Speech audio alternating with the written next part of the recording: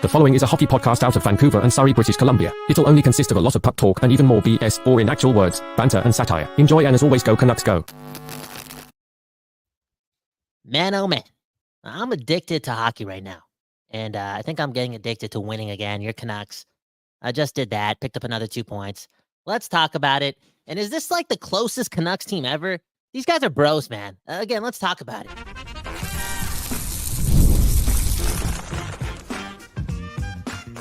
You're Locked On Canucks, your daily podcast on the Vancouver Canucks, part of the Locked On Podcast Network, your team every day.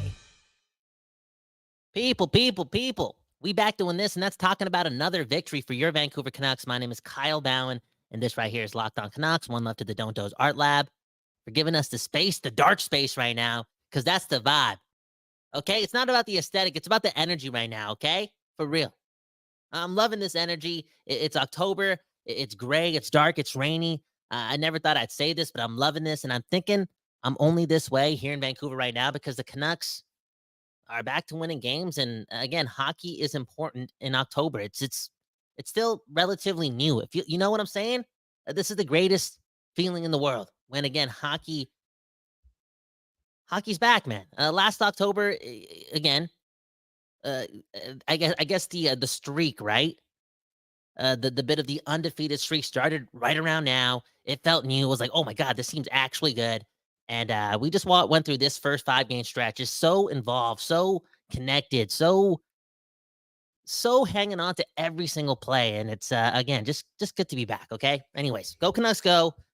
Those are my feelings. It's October. Hockey matters, and your Canucks won. Hey, speaking of your Canucks, let's read some comments, okay? The whole way through. You guys produced this show. Straight up. I love this, okay? Look at this. Gigatronic saying Lank is dank. That's beautiful, man. Put it on a shirt. I'm designing the shirt. And I'm going to have it up by tomorrow, okay? Tomorrow night or something like that. I'll put it in the blog. Lank is dank. Lank is proving me wrong. Shut me up. ASAP. Lank is looking really, really good. Looking like a mistake for the Edmonton Oilers and the rest of the NHL who just let this guy sit there and let the Canucks sign him to a prove me deal. Again, UFA Lank. That is Lankinen on your team, the netminder, picking up a shutout and picking up his third straight quality start. You know what I'm saying? He's picked us up 5 points this year, and he's been like the biggest reason for it. And I know today, a strong team effort, don't get me wrong. But again, it just seems as if consistently speaking, Lankinen was the best Canuck from period 1 to period 3. And just his ability to be himself in the net. Big, strong, agile, making nice saves. He's fun to watch. And he's the man right now. He's the man.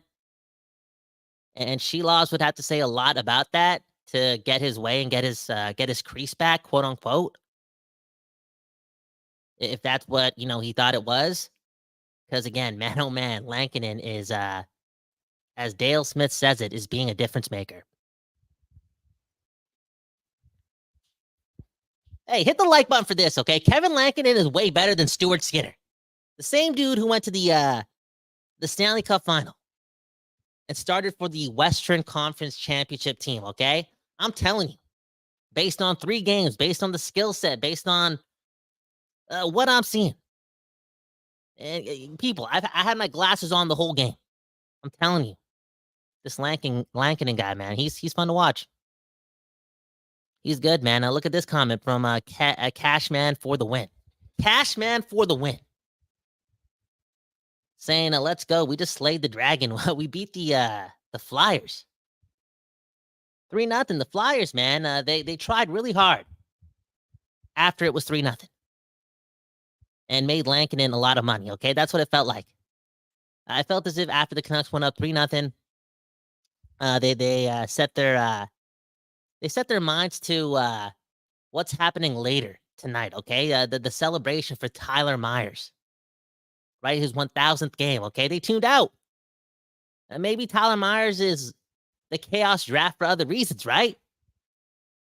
Late night Tyler Myers. Almost called him Taylor Myers. Sorry, buddy. And speaking of which, sorry. Sorry for not respecting you daily as much as our favorite hockey team does. You could tell, man. Tyler Myers is a team favorite. He's one of those guys.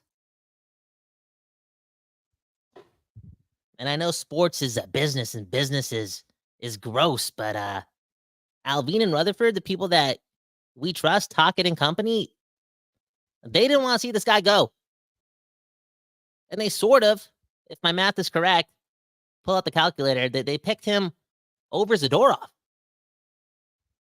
And you see why, right? Boeser scores the goal. It's a Myers 1,000th game. Myers makes a crazy pass, a fun pass. Straight up. Creative, okay? Looked like an artist out there. Did his thing, gave it to Boeser, boom, bam, great moment. And Boeser's not at the top of the train, right? Back to the bench. He stops up and tells Myers to be the lead. Normally you don't see that, right? The guy who scores the goal. He's at the top of the line, but Myers, man, just the leader in that specific moment. It was a cool act of friendship by Brock Boeser, a cool act of companionship, right? Teamwork. Myers took the lead, and I'm starting to think, man, based on his performance, and it's not about the whole shift by shift basis. It's really about the willingness, right? His willingness to perform after what happened to him last week against Philadelphia is cool. So I'm sorry, Tyler Myers, man. You're cool. Look at this, Jacob Cozy, man. Nikita Zadorov, who? Tyler Myers, only. Myers versus Zadorov. Who's winning in a fight? I know it's 2024, but we're talking about hockey.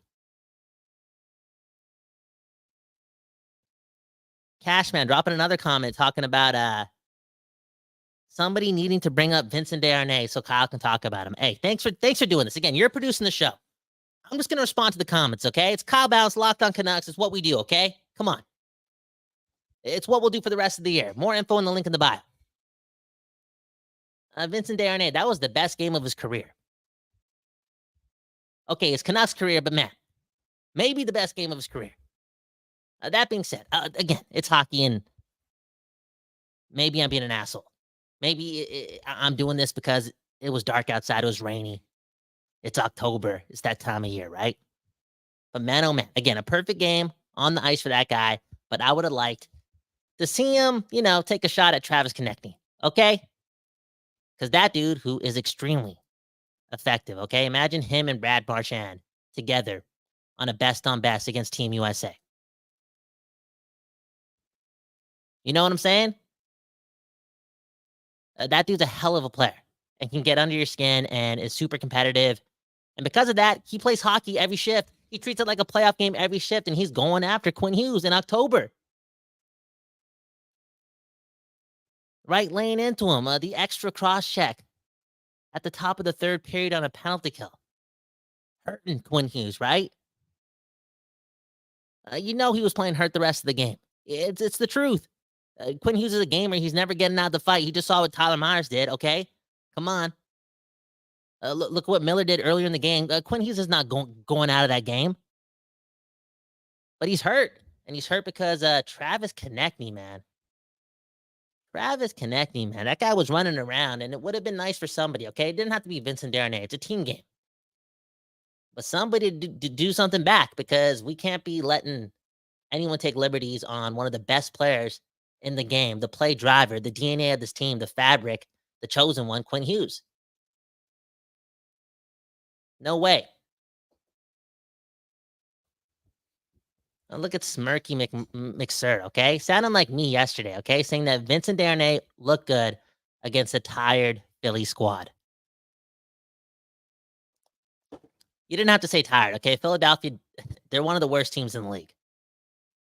They're going to be hardest working, or one of the hardest working, because that's just the way they're built. But talent-wise, they're a team that is fueled on effort. And just as we alluded to, okay, as Smirky is saying again, Konechny is a POS, but if he's on your team, you love him. I remember, man. I remember we talked about this, like 8 months ago, 12 months ago, 15 months ago, right? It's 420. It's 420 a lot over here, okay? And we were bringing up the whole Travis Konechny versus Brock Boeser thing, right? Because it's clear one is so much better, right?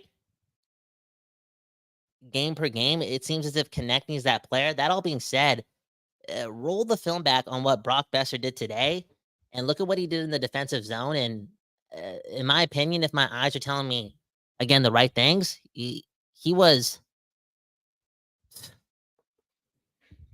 Selke-like in the defensive zone today. Again, against the Philadelphia Flyers. I know. But it's a testament to the complete player that he's become. And it seems like he's done so overnight, but he is surrounded by hockey nerds, right? Talk It Foot Company and Brock Boeser, man, falling in love with the game. Again, this relationship with hockey is so much different than it was a couple years ago. I just feel as if his ability to absorb lessons and then lean on his natural ability and his ability that he's worked for has allowed him to, again, become such a better hockey player, like such an X factor, as somebody that Team USA is probably gonna bring to them during this tournament in a couple months, right? Come on.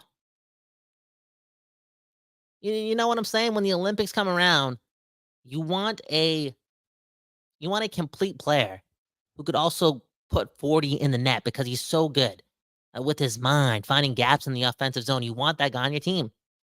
Such a great complementary piece. One love to Brock Boeser, man. How did we get there? Your comments. Let's keep it going, okay? Look at Clifford, man. The Oilers are in trouble again, but remember what happened last year. Dude, I'm not going to front. I was stressed out a couple days ago because I'm emotional, and the Canucks were winless, and I just, dude, I believe. Don't get me wrong, but I was emotional. But again, I believe, and a big reason why, even then, a couple days ago, I was emotional, and I was scared. There I was looking back at what the Oilers did, and they did the impossible, and there I am in the now, thinking that the Canucks can come back from a hole too. I think the Canucks have a lot of talent. I really do. I think they're surrounded by some great leadership.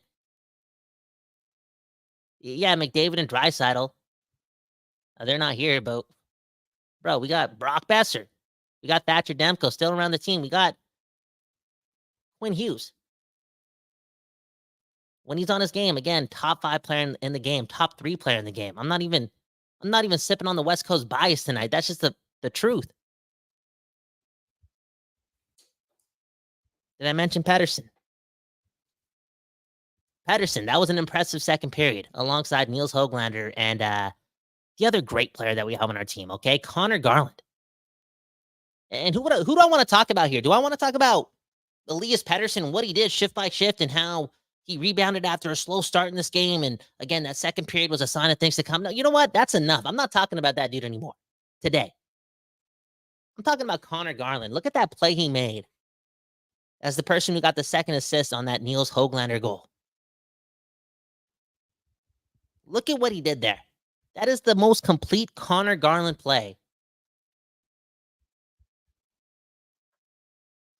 in hockey, man. He proved the point. This guy's different. And I know, against the Philadelphia Flyers, but he also did a lot of that against a aging Victor Hedman, okay? You know what? As a 31-and-a-half-year-old, I'm just going to say Victor Hedman. This guy's on one. Connor Garland is one of the best players on the Canucks. He's playing like he's an outlier specialty player. I wonder what this looks like on the stat sheet and on the fancy stats by the time the year ends. Straight up. What a player. Look at this, though. Happy Jacks, okay? Saying that Miller and Huggy, a.k.a. Hughes. Did I just call him Huggy? I'm 31 and a half years old, okay? Come. We need a producer, an executive producer, okay? Miller and Hughes had a tough game physically, but and maybe they need a few days off. Had a hard time reading that. Sometimes it's 420, okay? Anyways, I was thinking about this, right? I was thinking about this because we play Chicago next. And did we learn a lesson with Thatcher Demko last year? And Chicago, I feel as if was a notable game on that Thatcher Demko schedule in the regular season. You know what I'm saying? So are we going to see Miller, who left the game 1 second into the game after injuring something, and Quinn Hughes left the power play at the top of the third period after injuring something? They both came back because they're Warriors. They both came back because they're Vancouver Canucks. Apparently, it's a lot of fun to be around this team. You can't get enough of it. I'm going to play through injuries in October or little bumps and bruises in Octobers. Let's just get back on the ice and try to find a dub. Tyler Myers started it, and these guys are all following. All in all, though, do they play against Chicago? And I would not be surprised if Miller, who didn't play a lot of preseason games, doesn't play against Chicago. And I feel as if he's watching this episode, this guy, before going to Chicago, is going to somehow fly to Vancouver and kick my ass. Because I'm telling you, Miller is... He's the alpha. He's the guy. There's so many guys on this team. Like, you know what I'm saying? They're not missing games. It's not about intelligence here, okay? It's about hockey. These guys are wired different right now, and it's a beautiful sight. Such a beautiful sight. Look at this comment from Nuxman77, okay? Play Shilov's next game. Let's get Lankinen a rest. Damn, but you want to get... what's our schedule next week? Somebody told me that we play on Tuesday, then we play on Saturday. Okay? And I'm sorry that I don't have the schedule implemented in my mind yet, okay? Come on, I'm taking it one game at a time. All in all, though, I'm here, though, after each game. It's all good. But I wonder if they just want to get Lankinen... I don't want to say as many starts as possible, but lean on the fact that, again, yeah, we're on the road and we're still on this road trip, but we're not playing a lot of hockey, right? There's that old saying, right? That I've been hearing all the time over the past week. We don't play a lot of back-to-back games early on.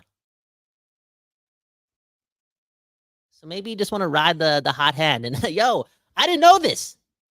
I didn't know this, even though it was right in front of me. I didn't pay attention to it, but this matters, okay? Lankinen, it's a dude who's a UFA, who should have been signed, according to my eyesight, on July 1st. Or, come on, Nashville, you're 0-5, right? You signed everyone else, but you didn't keep Kevin Lankinen as backup. I thought good teams needed 2 goalies. Where am I going with this? So look at this comment from Elston, okay, saying that it's Lankinen's net to lose. Give him the next start. Don't they gotta? Like, look at the roller coaster of a life Kevin Lankinen has gone through over the last couple months and just overall in his NHL career. And after what he went through in the summer, he finds himself, a couple days away from starting in Chicago, where he was, again, playing for a lame Chicago team. A lot of moving parts, a lot of old parts, a lot of mystery, a lot of karma. They were just getting affected, and there was Kevin Lankinen doing his thing.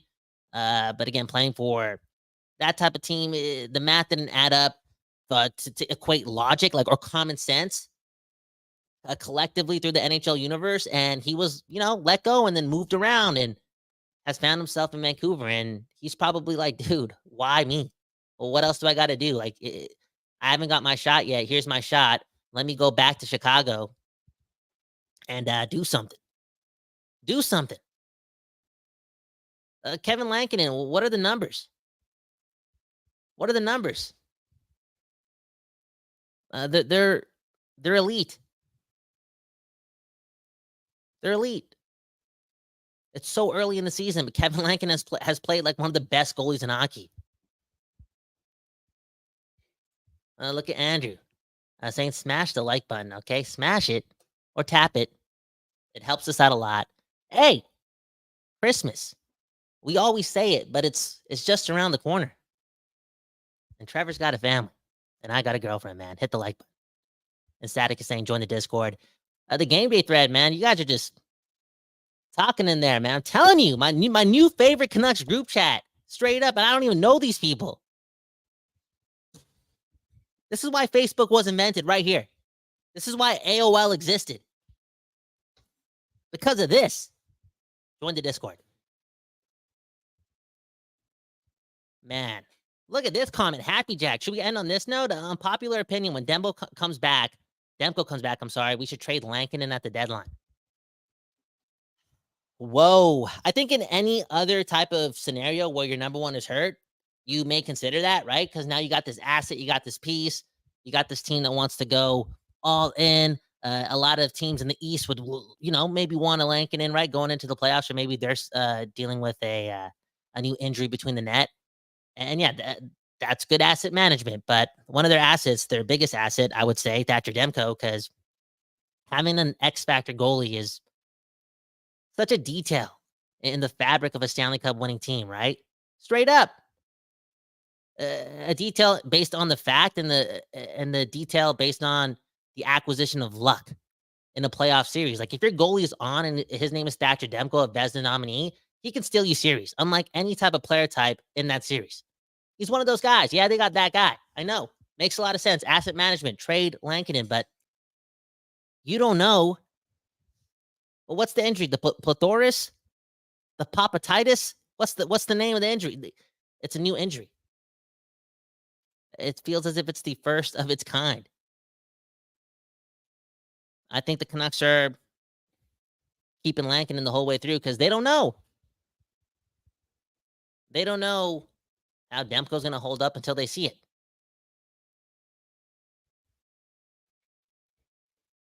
Static is telling me that it's the papalitis. And Happy Jacks is saying, don't trade Lankinen. Trade Demko. Okay. Okay. You know what? We got to get out of here, okay? Look at this comment from Jimmy Honeywell. Oh, we're still planning the parade, right? Dude, we're getting that excited? We're trading Demko because of Kevin Lankinen. Someone says, Ted Lee saying Sherwood is the next Alexander Burrows.